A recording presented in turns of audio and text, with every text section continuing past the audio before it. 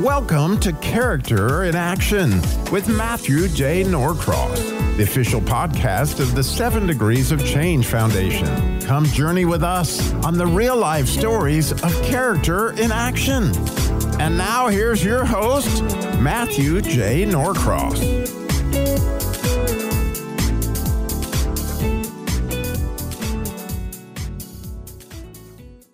Welcome to Character in Action from the 7 Degrees of Change Foundation. I'm Matthew J. Norcross here in the studio with my producer, Richard Shannon. How's it going, Richard? I'm doing all right. How are you? I'm doing fantastic. Good. Now, this week, we're going to do something a bit different since we don't have any guests lined up.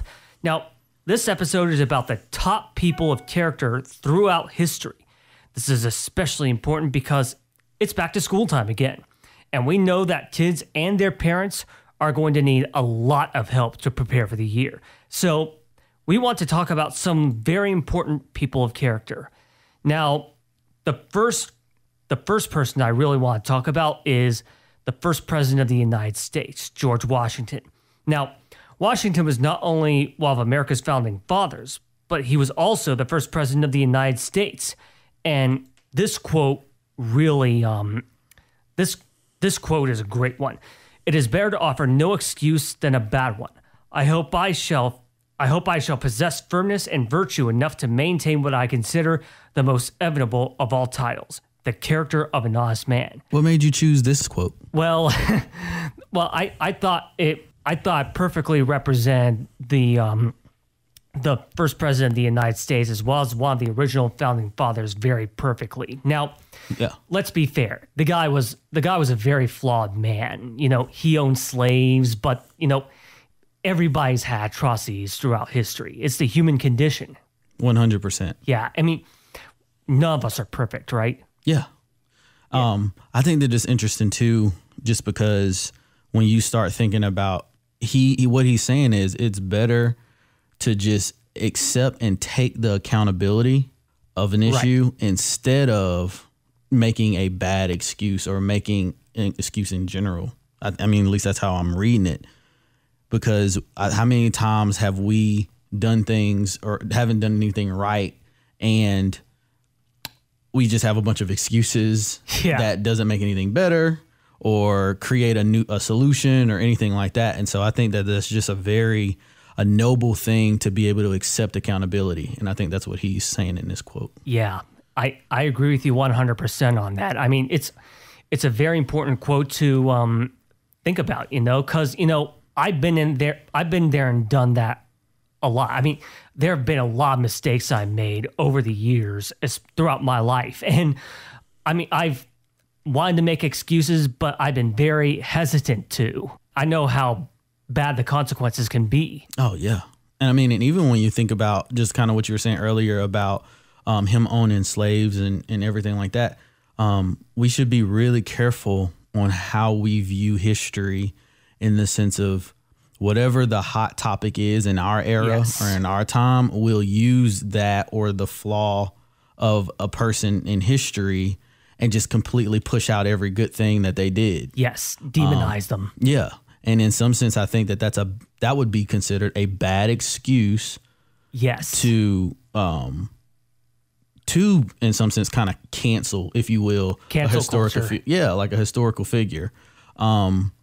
Because there's millions of things that he did. There's, I think this documented that some of the soldiers and the black soldiers that he used, just he had camaraderie with, friendships with, different things like that. So with history, you could go all kinds of places, and we shouldn't use, something that clearly was wrong. Like we get that and understand that it's wrong, but they don't know the whole story.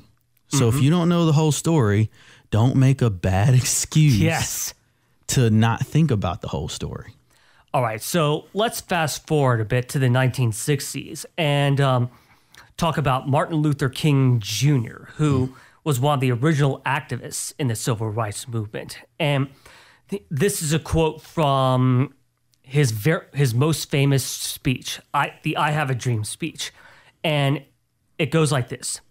I have a dream that my 4 little children will one day live in a nation where they will not be judged by the color of their skin, but by the content of their character. mean, keyword character. And, you know, a lot of people don't understand Martin Luther King. He was a flawed man too, but like you said, you cannot cancel people like that. And especially because, you know, they were very influential figures. I mean, had it not been for Martin Luther King, we wouldn't see racial equality like we do now. Right. Don't you think? Yeah, 100%. And also peaceful protests. Yes. There's a lot that we can learn from peaceful protests. Peaceful. Keyword. Yeah, but no matter his flaws, Martin Luther King was definitely a person of character. He was clearly involved in his church, and he was a true family man too. Yeah, and one thing that, you know, we can learn from him is standing up for your community. Yes. And taking a humble position wins people over better than aggressively trying to change someone's mind. Yes. I think there's times for when, you know, aggression is needed and all of that, but then at the same time, there's never a wrong time to try to win someone over with kindness. Right. These are great things to think about. Now, to go back in time a little bit, let's talk about a great quote I found from the great Frederick Douglass. And for those of you who don't know, Frederick Douglass is a social reformer and a leader of the abolitionist movement. And this quote really struck me.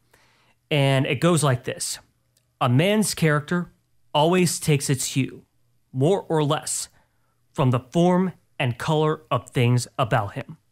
Now, this really struck me because, you know, what's unfortunate is I don't think I had ever heard of Frederick Douglass until I actually graduated from college. And to me, I am just so embarrassed I never learned about him until after college. Same. Yeah, I mean, a lot of people need to learn about Frederick Douglass because he was a man that was way ahead of his time, wouldn't you say? And one thing that I've heard him referenced on a lot is deconstruction. Deconstruction. So like right now, we're seeing a lot of, it's not popping up as much, but deconstruction as far as in the church of how they view faith. And some people will look at Frederick Douglass and say like he's the father of deconstruction. But there's a big difference in what people are doing with deconstruction right now than what he did. So what we're doing right now is we're saying all of these, I'm sorry, but you know, Caucasian or cisgendered or whatever term we want to use, like all of those people are oppressing, and it is in the church, and we need to back away from all of that and, you know, re-understand our religion by without European influence. Whereas in Frederick Douglass wasn't trying to deconstruct from that. Frederick Douglass was trying to understand how the slave owner that proclaimed to be a Christian could be outside and oppressing human beings and then go inside and have a Bible study with his family. Right. He was trying to understand how, as a Christian, that worked. And so he had to then go to the scriptures and then understand the scriptures to understand, oh, this is who Jesus is. This is not just, you know, this is not just some fake thing that these Europeans came up with. Yeah. And so when you try to understand deconstruction in that way, it's, oh, you get back to the true source and then strip down social opinion and get to the facts. Yeah. Yeah. That I think you lay it out beautifully about Frederick Douglass. I mean, we've been hearing that term a lot lately, you know, deconstruction about, you know, scripture. We've seen that a lot lately. And like you said, Frederick Douglass was pretty much against that, if I was listening to you. Yeah, he's against the idea of, well, at least from my opinion, It seemed Right. like he would be against how we're doing deconstruction right now, because it's not deconstruction of people. It's not deconstruction of character. It's a deconstruction of oppressive views that were placed into something pure and getting back to what is pure. Right. That's what deconstruction is. Yeah. I just wanted to make sure I was listening to you more carefully. Oh, no, 100%. Because I kind of rambled in that one. So,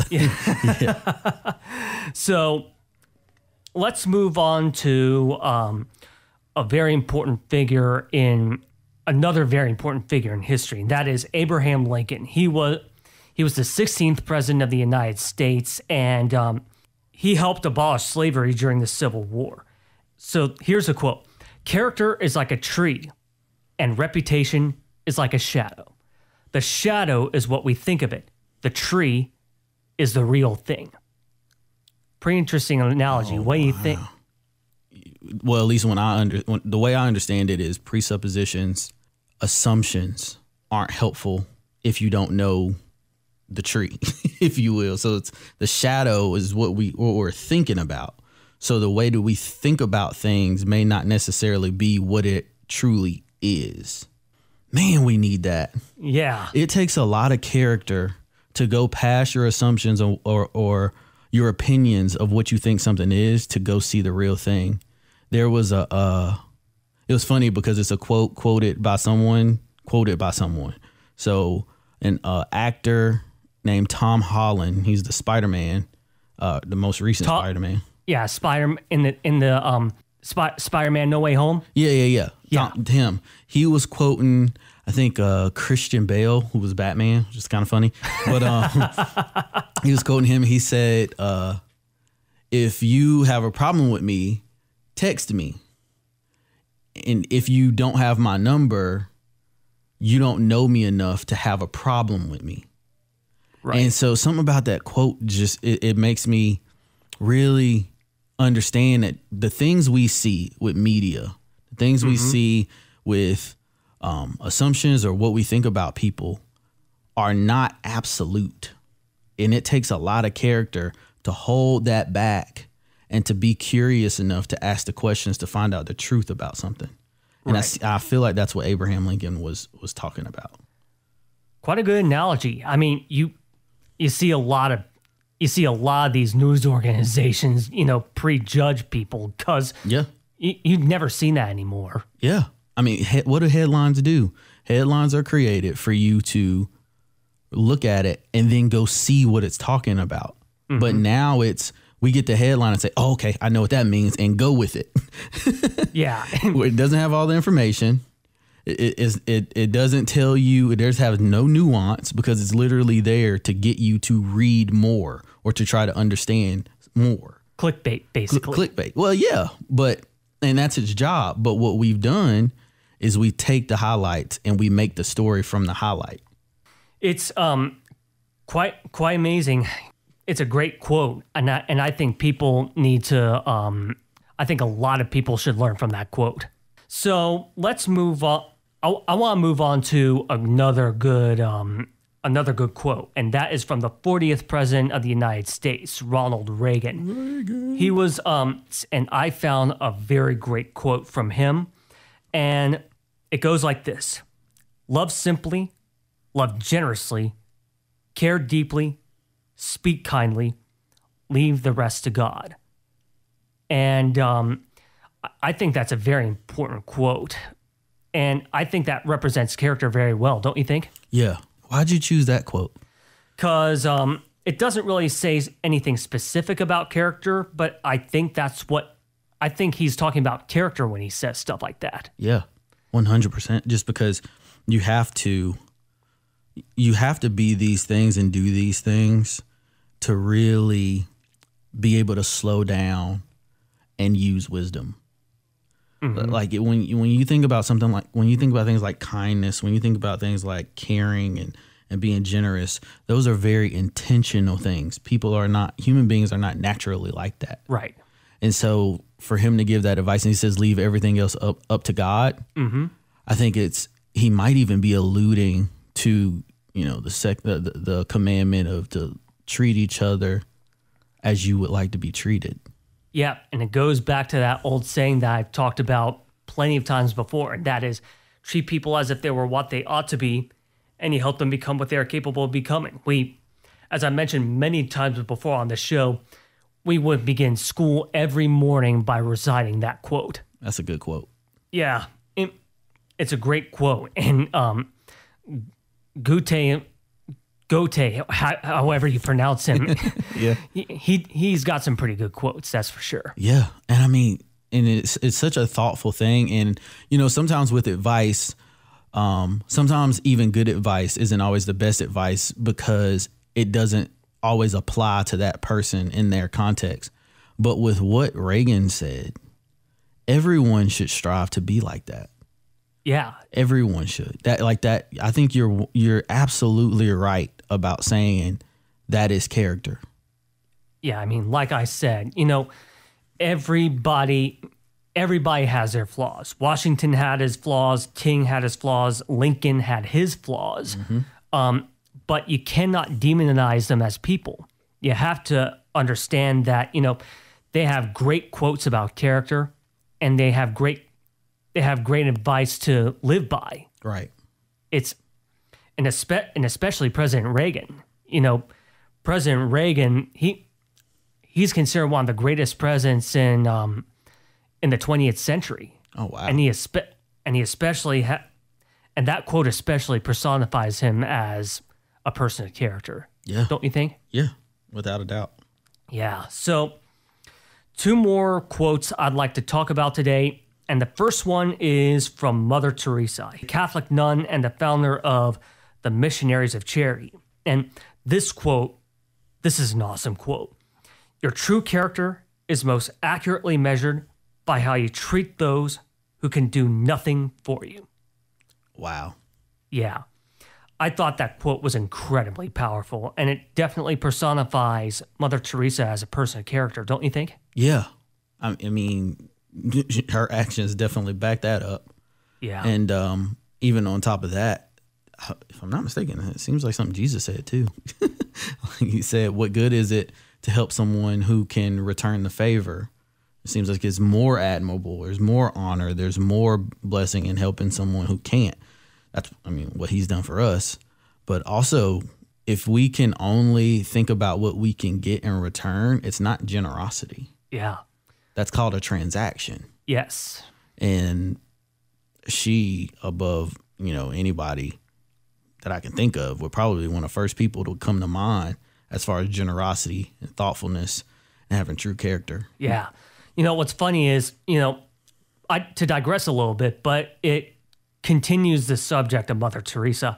My parents watched a movie about her when I was really, really little. And that was a turning point. That was a catalyst for knowing and having the calling to start Phoenix Academy. Oh, wow. Yeah. You probably remember, I don't know if you remember, but I actually interviewed my parents and they watched a movie on Mother Teresa, and that was how Phoenix Academy was born. Yeah.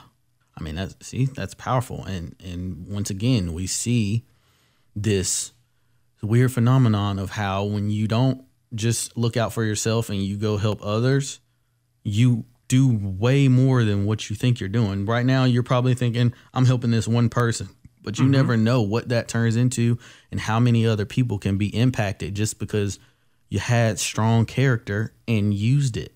Yes, exactly. I mean, these are great people, and it's unfortunate that some of these people aren't getting the recognition positive recognition they deserve these days. Don't you think?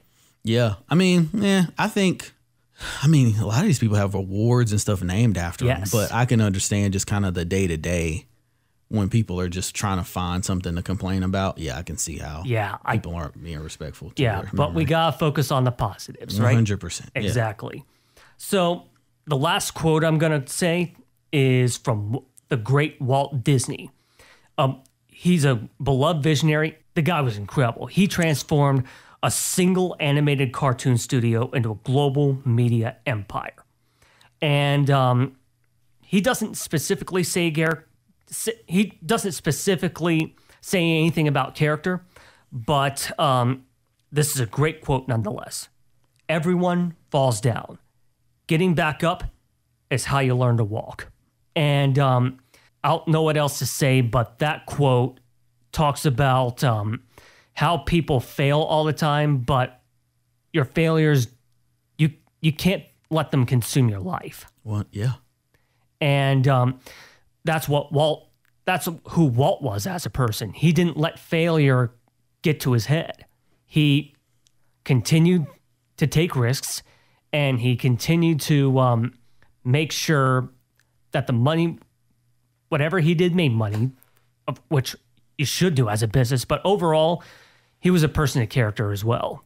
And you don't see that these days. But Walt definitely personified people of character, don't you think? Yeah. They said no to him hundreds of times. Yes. I don't know who the days was, but they didn't get that right. Yeah. He turned out, like I said, he and his brother Roy started a small cartoon studio in California, but little did anyone know that it would transform into the global media empire it is today. Yeah. And that just goes to show, I mean, there is nothing great that will ever happen that does not have failure in it. Right. And that's not hard. It's going to be difficult. And I think one of the things that makes it harder for maybe our generation and probably even the generation before us and definitely the one after us is because of success in a lot of ways, like even as a country, there has become benefits that we've gotten from the generation before us. And when we use those benefits and we lose the meaning behind how we got the benefits, it becomes this weird level of entitlement. But then not just the entitlement, but then also a fear of failure. Yeah. And I think bigger than entitlement or bigger than just people, I don't think everybody is as self-absorbed as we can probably think when we look at stuff like social media. Yeah. I think that the biggest thing that people deal with is a fear of failure. Yeah, fear. I mean, a lot of people have fear of failure these days, which and part of that is because of that, entitlement mentality. And I know Sane. I'm guilty of that as well. But I understand that if you work very hard, you will do wonders. Yeah. And obviously be a person of character, 100%. And then even if you work super hard and still fail, that's okay too. Because the person with character is not defined by their successes or their failures. Yes. And so once you have that level of understanding, the things that you probably can and will accomplish won't come close to how much the failures hurt. Exactly. And that's a great way to end the show. Thank you all for listening, and we hope to see you again next week with a great guest. Thank you for your help, Richard. My pleasure. This was awesome. Well, that's all for now. Character in Action is a co-production of the Truth Network and the 7 Degrees of Change Foundation. Your host is me, Matthew J. Norcross.